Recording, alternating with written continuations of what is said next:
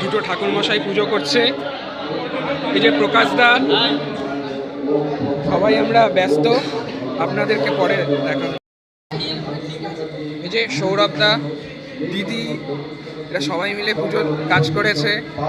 স্বপনদা, দিদি বলো পুজোর ব্যাপারে কিছু। দাদা,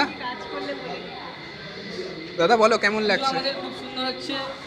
প্রতিবারই সুন্দরভাবে আশা করি। হ্যাঁ, এটাই আমি কামনা করি।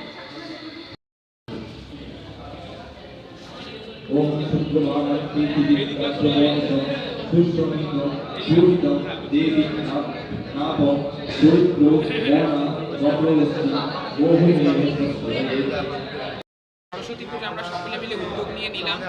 আমাদের একান্ত সকলের সম্মিলিত প্রচেষ্টায় ফাইনালি পুজোটা সাকসেসফুল হলো।